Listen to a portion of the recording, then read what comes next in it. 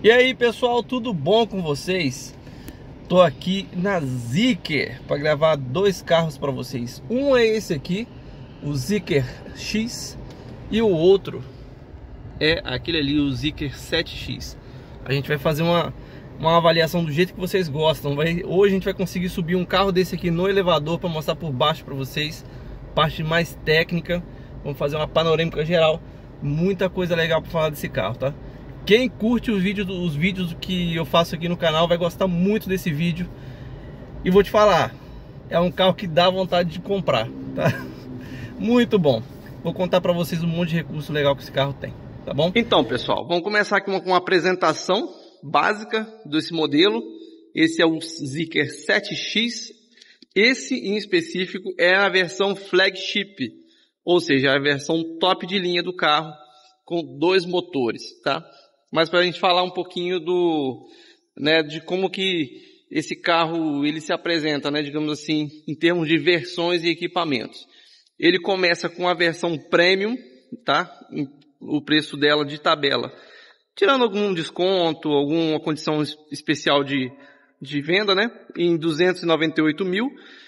E tem um motor elétrico de 272 cavalos, 35 kg de torque e uma bateria de 66 kWh, tá bom? E uma autonomia em metro, né, de 332 km.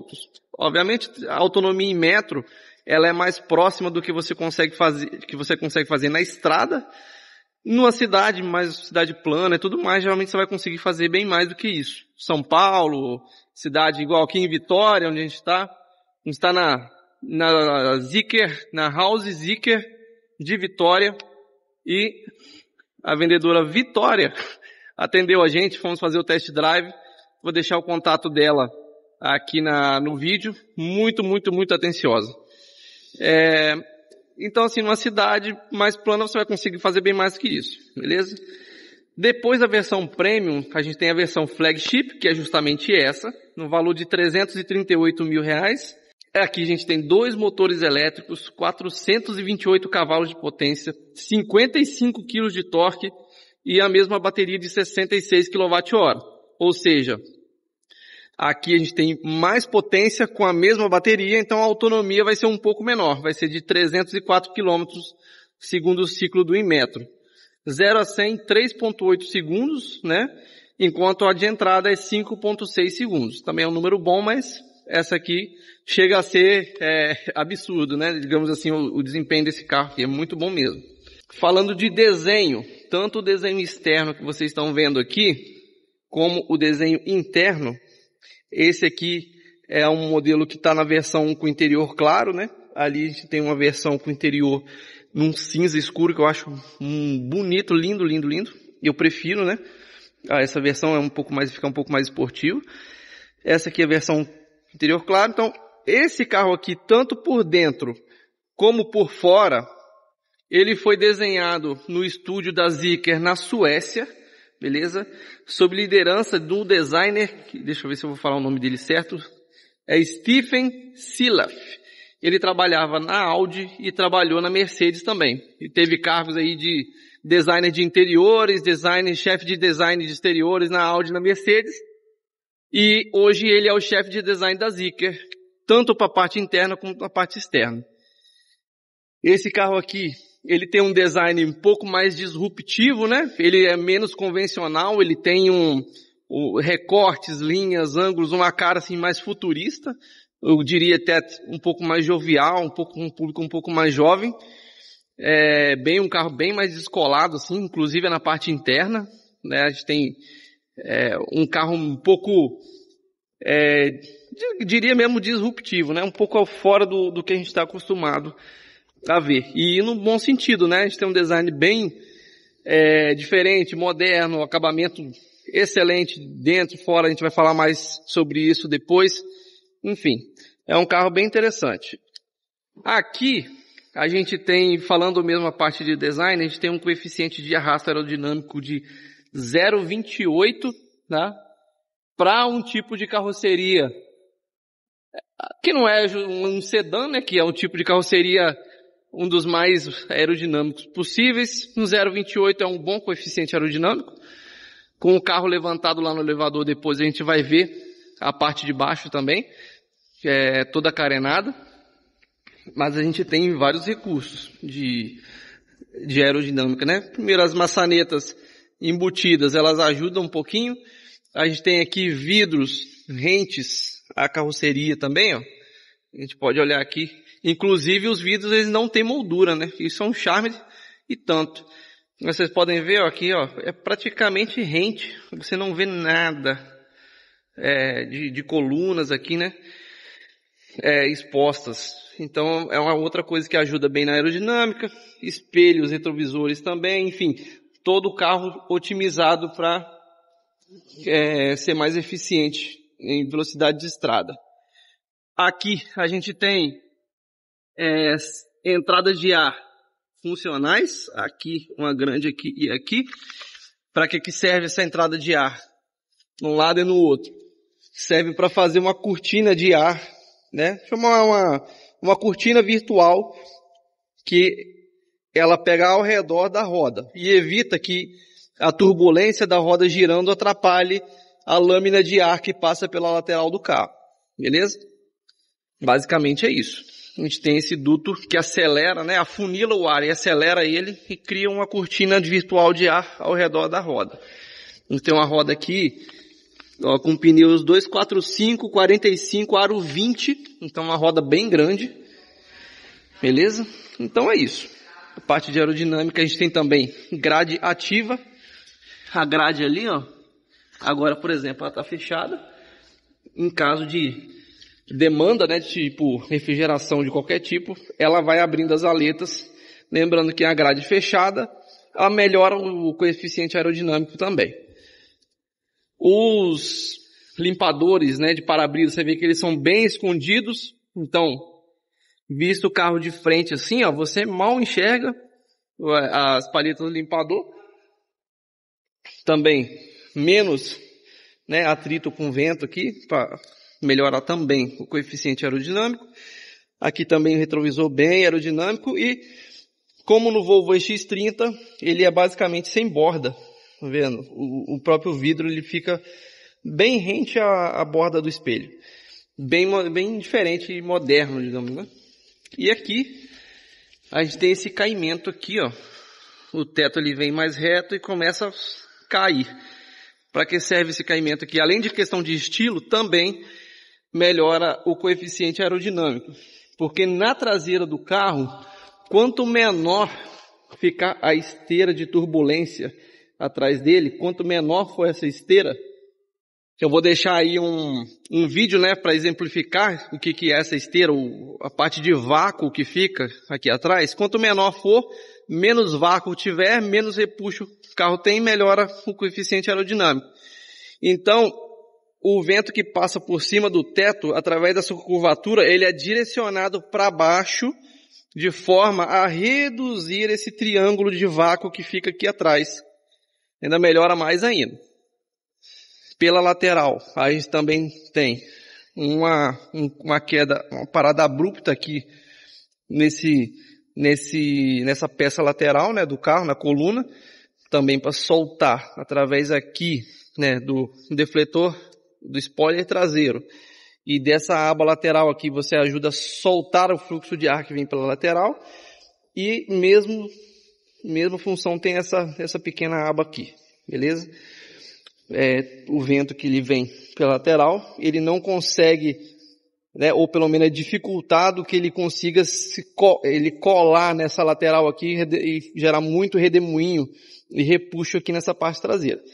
Então todos os carros modernos eles vão ter algum tipo de lábio, algum defletor, alguma coisa que faça o corte abrupto da lateral do carro, justamente para o ar não conseguir dar a volta e depois fazer um redemoinho aqui.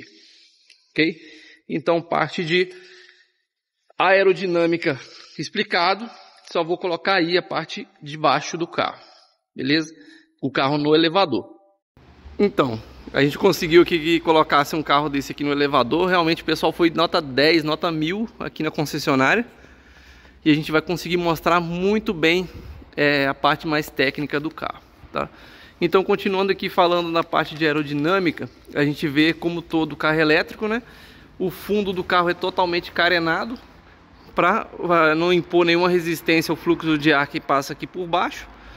A gente tem aqui na frente das rodas esses defletores aqui, ó. Muitos carros têm esse defletor. Para que ele serve? Para evitar que o ar ele entre dentro desse ambiente da caixa de roda e começa a gerar ali um pouco de turbilhonamento.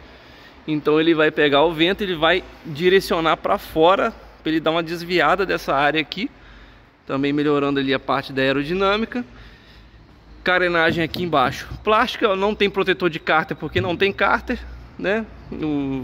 A bateria aqui embaixo tem uma proteção bem sólida aqui de alumínio na parte de baixo. Aqui também a gente tem mais um defletor e mais um outro defletor aqui em cima. Defletor não, uma carenagem, né? Falando melhor, justamente para desviar todo o fluxo de ar aqui. Então, o carro ele tem bateria de 66 kWh, como eu falei, com arquitetura elétrica de 400 volts. Então, que é a padrão aí de mercado. Carregamento de até 150 kW em corrente contínua, né? Em DC, ou seja, que é um carregador rápido. E nessa versão aqui, que é a flagship, que é a versão topo de linha, ela tem um carregamento AC, que é o carregamento doméstico, né? Ou de wallbox, enfim, de corrente alternada, em até 22 kW. A versão de entrada, ela para em 11 kW no carregamento DC. No AC, quer dizer, que é na corrente alternada. Então, tiver um carregador aí em casa, um wallbox, né? Se você tiver uma estrutura em casa que aguente 22 kW, saiba que, né, no caso trifásico, saiba que a versão flagship ela aguenta até 22 kW em AC, sendo 11 na versão de entrada. Então aqui a gente tem o interior todo em couro claro. Ali a gente tem uma versão com couro escuro, vou deixar um corte aí também mostrando. Eu prefiro essa versão com couro mais escuro, acho que fica um pouco mais esportivo. Aqui a gente está falando de um couro ecológico, tá? Couro Napa vai ser só no 7X e no 001. Aqui a gente está falando de um couro ecológico, mas eu vou te falar, um couro ecológico de extrema qualidade. A textura dele é muito boa, muito macia. O visual dele é muito bom também, muito legal. Não é aqueles couros fake barato, não. Ele é um produto de boa qualidade, um bom acabamento. A gente falando um pouquinho da parte interna aqui de recursos, né? A gente tem as clássicas duas telas, ou seja, uma tela na frente ali do motorista com as principais funções e velocidade, enfim, informações gerais. Temos também aqui um head-up display, tem uma parte de realidade aumentada, onde a própria parte de navegação ela é espelhada, não espelhada, mas tem algumas direcionamentos ali no head-up display de realidade aumentada que com setas dinâmicas que realmente te guiam sem erro para onde você tem que ir. Eu achei bem interessante isso aí. Então tem uma tela principal aqui multimídia. Temos um sistema de som da Yamaha com 12 alto-falantes. Testamos esse sistema, muito, muito, muito bom. Muito bom mesmo. Temos aqui uns bancos dianteiros com ventilação, aquecimento e massagem.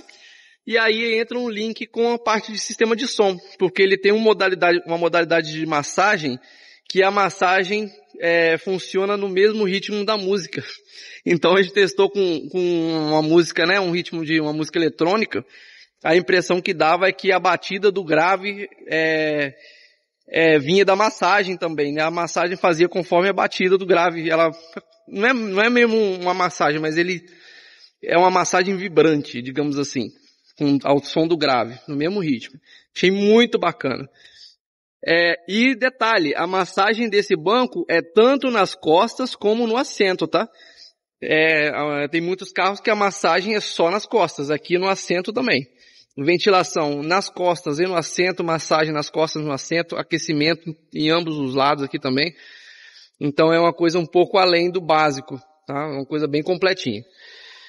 Tem também iluminação ambiente, onde você consegue escolher as cores internas aqui da iluminação, se ela vai ser no ritmo da música, se vai ser uma cor fixa, se vai ter uma alternância de padrão pré-definido na multimídia. E aqui também a gente vê essa iluminação, tá vendo? Porque tá de dia, né? Não facilita muito a visualização, mas esses porozinhos do couro aqui a gente consegue ver. Tem uma silhueta de cidade, tá vendo? Parecem uns prédios. E ali aparece iluminação também. Tem iluminação aqui na parte traseira. Embaixo dos bancos dianteiros aqui também tem uma iluminação de pés. E olha o design desse carro, gente. Muito, muito legal, diferenciado mesmo. Tá? Teto panorâmico. Agora, esse teto panorâmico aqui é um show à parte, tá? Porque eu literalmente esqueci que esse carro tinha teto panorâmico. Por quê? Porque ele não incomodou em nenhum momento. Ele não fica extremamente claro para dentro do carro e não incomoda a parte de sol, né? Ele não esquenta dentro do carro. Eu achei um dos melhores tetos panorâmicos que eu já experimentei, desses que são sem cortina. Achei muito bom. Beleza? Falando também em acabamento, né? Além da parte do couro, que eu falei do couro ecológico que tem uma boa qualidade, a gente tem o interior, que ele é todo com o teto revestido em uma espécie de camurça. Tá vendo? Todo mesmo. O teto, parasol, puxadores aqui, ó. É tudo em camurça. Então, um toque, né, diferenciado, um visual diferenciado. Então, colunas, teto, parassóis, tudo em camurça. Aqui a gente tem uma iluminação que ela muda de intensidade aqui também. Você pode deixar mais fraco e mais forte. E também muda a cor, né?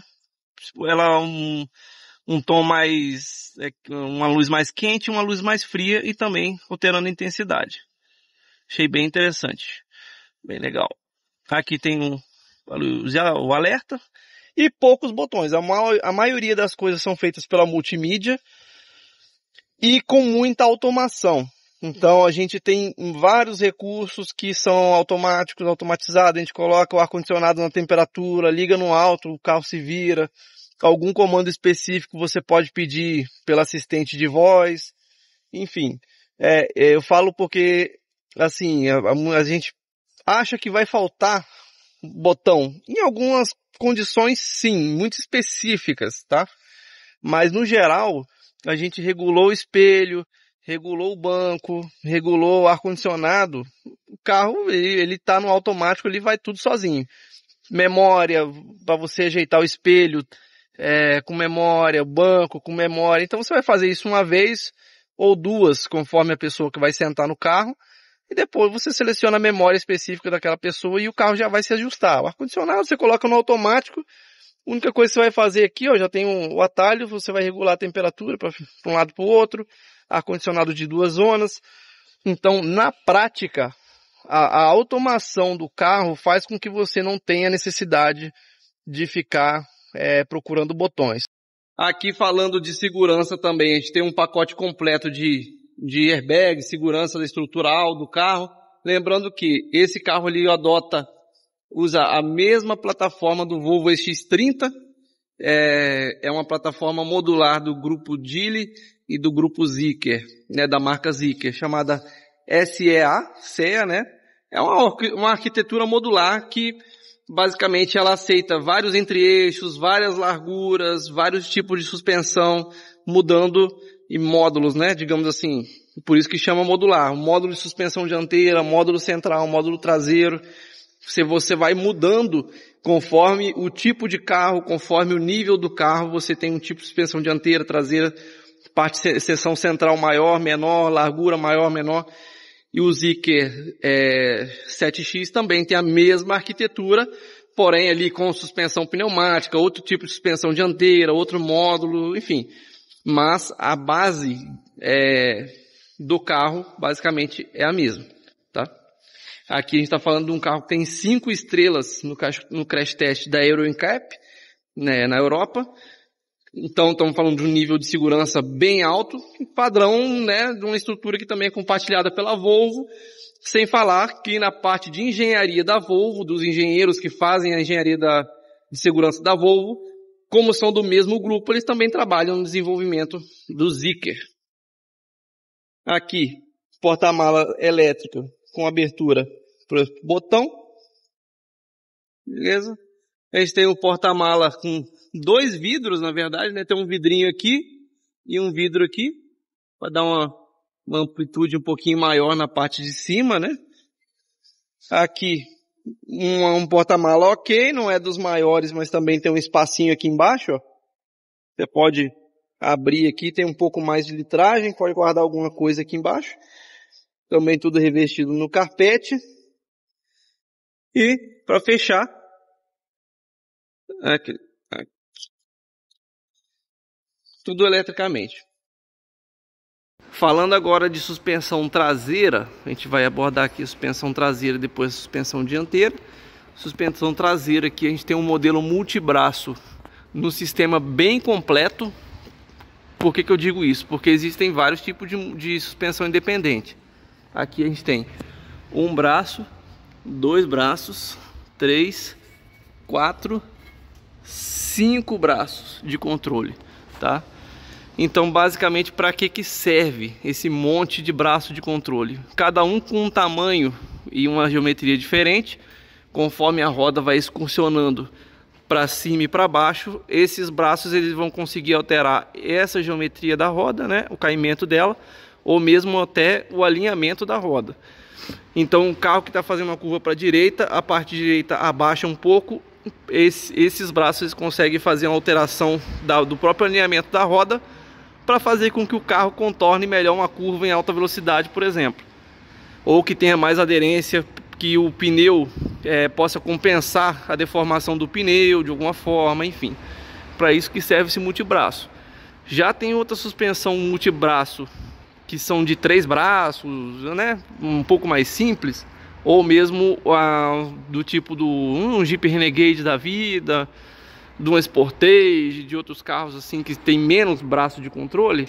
Aí é mais uma questão de conforto, aonde com a suspensão independente, qualquer variação ou buraco, vibração que tenha num conjunto da roda não vai passar para outra roda. Quando a gente tem um eixo de torção, as duas rodas estão interligadas, então a vibração que tiver numa roda e de alguma forma vai passar a interferir na outra também. Mas nesse caso, além da questão de conforto, a gente tem uma questão também de controle e estabilidade, principalmente em alta velocidade, né? Em velocidade de estrada, o que vai fazer mais diferença é essa arquitetura. A gente também aqui tá com uma versão aqui de entrada, então é uma versão só com motor traseiro. A gente vê o semi-eixo aqui, manga de eixo toda de alumínio e com cubo de roda parafusado. Isso aqui é excelente para a gente dar manutenção.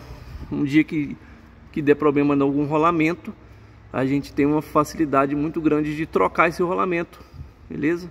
Vem o cubo de roda completo com rolamento. Facilidade de mão de obra é igual a redução de custo de mão de obra na oficina. Lembrando disso, quanto mais complexidade tiver num serviço, né, mais o valor de mão de obra aumenta. E conforme aumenta, o custo também aumenta para o consumidor final. Então aqui a gente tem um esquema legal de cubo de roda parafusado. E aqui, igual eu falei, uma manga de eixo de alumínio. Assim como aquele braço de controle ali em cima também é de alumínio. E qual a vantagem disso ser de alumínio? É que reduz um pouco o peso do conjunto da roda. Entendeu? Que chama a massa não suspensa, né? Tudo que não está suspenso, né? Tudo que está apoiado no chão, esse conjunto. Quanto mais leve for esse conjunto, facilita o trabalho do nosso amigo amortecedor. Entendeu? Quanto mais peso, mais dificuldade ele vai ter de controlar a vibração e a excursão vertical desse conjunto. Então eles tentam aliviar ao máximo o peso do conjunto para facilitar o controle, beleza? A gente tem também aqui atrás um subchassi todo feito, a ancoragem dele com buchas hidráulicas de borracha. Então toda a suspensão, tirando obviamente as molas, que a mola é fixada ali direto na longarina, mas tem um apoio de borracha, né? para filtrar a vibração, ali e aqui embaixo também. Mas todos os outros braços, e assim como o motor elétrico, ele é fixado num subchassi, que ele é fixado por sua vez ao chassi do carro com buchas hidráulicas, todo na frente e atrás, buchas hidráulicas. E essas buchas hidráulicas, quais são os diferenciais? Ela tem um líquido dentro, geralmente uma espécie de óleo, e elas conseguem ser calibradas para você filtrar determinado tipo de frequência de vibração. Você consegue um acerto mais fino na parte de conforto e de isolamento de ruído e vibração. A gente fez o test drive e realmente o carro passa muito suave pelas aquelas vibrações de alta frequência, né? A rugosidade do asfalto, uma junta de dilatação de uma ponte, esse tipo de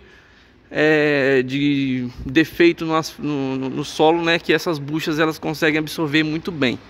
Então todo embuchamento é de buchas hidráulicas, diferente de outros carros que tem bucha de borracha convencional, ou nem isso, às vezes o próprio subchassi é diretamente parafusado na carroceria e passa mais ruído, vibração e tudo mais. Então aqui a gente tem um conjunto bem mais sofisticado. Passando aqui na parte dianteira, a gente tem um sistema independente, obviamente, só que de um esquema MacPherson convencional, onde tem uma balança de chapa dupla, aqui ó, no estilo sanduíche, um pivô que nesse caso aqui eu acho que ele poderia ser parafusado. Ele não é parafusado, ele é rebitado, tá bom? O único ponto desse pivô rebitado é que se um dia, num futuro distante, né, pivô é uma peça que dura bastante, mas quando der folga nesse pivô, das duas uma, ou vai ter que trocar a balança completa, ou a gente vai ter que cortar esses rebites, né, e o pivô que vai vir novo vai ser com parafuso. Então vai gerar uma mão de obrazinha a mais para você cortar esses rebites e parafusar um pivô novinho aqui. Mas eu acho que poderia ter vindo já com parafuso, facilitando assim a manutenção. Mas não é o caso da parte da manga de eixo. De novo, igual a manga de eixo traseira, a gente tem aqui cubo de roda parafusado. Então, deu problema no rolamento? Facinho, você vem, tira esses 4 parafusos, troca o cubo. Obviamente vai ter que tirar a pinça, tirar o disco, né, de freio, tira os 4 parafusos aqui e você já troca o cubo de roda sem ter que desmontar amortecedor, sem ter que desmontar a balança, pegar essa manga de eixo, tirar o disco de freio, pinça, balança, amortecedor, e pegar essa manga de eixo, botar na prensa, tirar o rolamento interno na prensa, tirar o cubo de roda na prensa. Enfim, é uma trabalheira muito grande a mais, que com esses 4 parafusos você resolve. Em outros carros isso aqui é prensado na manga de eixo, então envolve uma mão de obra muito maior na hora da manutenção. Aqui ó, parabéns, tanto na frente como atrás a gente tem cubo de roda parafusado, beleza? Então a gente faz uma manutenção. Imagina aqui atrás, ó, imagina se aqui não fosse parafusado, mas olha só quanto braço que eu ia ter que soltar aqui da suspensão para pegar essa manga de eixo e botar na prensa. Ia ser bem caro, né? Então ainda bem que eles pensaram nisso.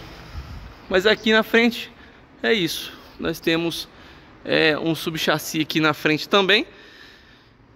Diferente do traseiro, aqui na frente ele não tem embuchamento para ancoragem no chassi, mas isso aí é o normal, tá? A não ser em carros de um nível muito mais alto, onde você tem um subchassi que também é pregado com buchas de borracha ou buchas hidráulicas, dependendo do caso, tá? Mas aqui a gente tem um esquema um pouco mais simples na frente, diferente do traseiro. Parte de bieletas aqui, bieleta normal, de fácil acesso aqui para substituição, com a base aqui de ferro, a haste de ferro e as pontas plásticas. Lembrando que isso aqui não afeta em absolutamente nada a parte de durabilidade, tá? Isso aqui é só para reduzir peso. E aqui, como eu falei, na parte traseira, manga de eixo de alumínio, também para reduzir peso do conjunto e facilitar o trabalho do amortecedor.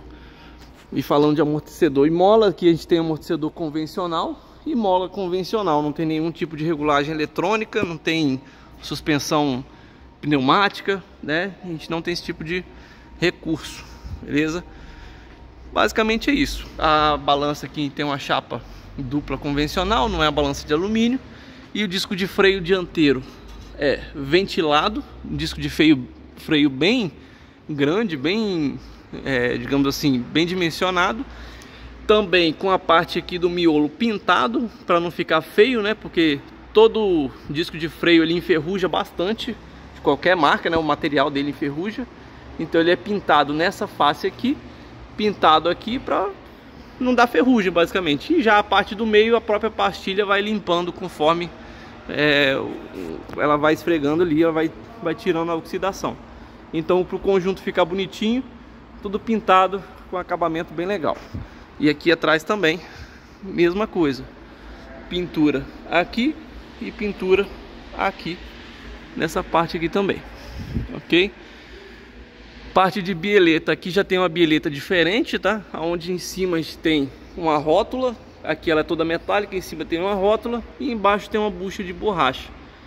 Então aqui, digamos assim, nesse tipo de suspensão, aonde a gente não tem como a roda da frente, a roda girando para lá e para cá, a gente pode ter um dos conjuntos aqui pode ser fixo, e que reduz também a chance de barulho, porque esse tipo de bucha ela é bem mais resistente do que esse tipo de rótula, tá? Isso aqui pode durar aí 60, 70, 80 mil quilômetros, 100 mil quilômetros no máximo, geralmente, né? Podendo ser mais ou menos, dependendo do uso, né? E do piso onde você costuma andar com o carro. Mas esse tipo de bucha aqui para bieletas, ele costuma durar bem mais do que isso, beleza? Então é isso, a parte de suspensão traseira a gente já detalhou bastante. Aqui só mostrando aqui uma coisa do freio de estacionamento eletrônico. A gente tem esse atuador elétrico e aqui a linha de fluido de freio vindo aqui em cima. Aqui também, ó, super tranquilo de mexer. Aqui a gente tem um engate aqui, onde no futuro, se precisar trocar essa mangueirinha aqui, porque ela é a que mais sofre, né? Com 10, 15 anos, a roda subindo e descendo, ela é um elemento que ela vai dobrando toda hora. Se um dia precisar trocar, é só soltar aqui essa trava, desparafusar essa emenda e desparafusar aqui, você troca só essa mangueirinha. Então assim, é uma coisa bem fácil de manutenção corriqueira. Parte de pastilha, pelo fato de ter freio eletrônico, a gente tem que entrar com um scanner para abrir a pinça, tá? Para fazer a troca da pastilha. Já a dianteira não, a dianteira não tem nenhuma restrição, tanto é que ela fica sempre livre, tá? O freio de mão só atua na parte traseira. Parte de direção, a gente tem aqui uma ponteira de direção normal, ela parece sem ferro, tá vendo? Normal. E uma caixa de direção bem normal também. Aliás, ó, deixa eu aplicar uma iluminação aqui, peraí. Então, a caixa de direção, ela é diferenciada. Tá vendo esse sisteminha aqui, ó? Aqui onde eu tô apontando meu dedo. Aqui, ó. Esse é um sistema de duplo pinhão. Ou seja, essa é uma caixa de direção aonde a assistência elétrica ela vai diretamente em cima da cremalheira da caixa de direção e não fica na coluna de direção lá dentro do carro, entendeu? É um sistema de caixa de direção um pouco mais sofisticado. A vantagem dela é em relação a conforto, né, para a filtragem de vibração do conjunto da roda para o volante, e também a questão de precisão na parte de assistência elétrica. Pelo fato dela estar diretamente ligada na cremalheira e não na coluna de direção, ela tem um ajuste fino um pouco melhor, porque aqui o movimento da cremalheira ele é um movimento mais lento e o motor elétrico ele consegue fazer um ajuste fino melhor da assistência dele. Então, com esse sistema de caixa de direção, com assistência na cremalheira, você tem melhor precisão na parte de assistência elétrica, né? E consequentemente melhor precisão no feeling, na sensação ao volante, por exemplo, em velocidade, da rugosidade do que as rodas estão fazendo, né? No limite de aderência das rodas. E também tem menos passagem de vibração indesejada das rodas do conjunto aqui do terminal para barra axial para dentro para o volante, entendeu? Então é um sisteminha mais sofisticado.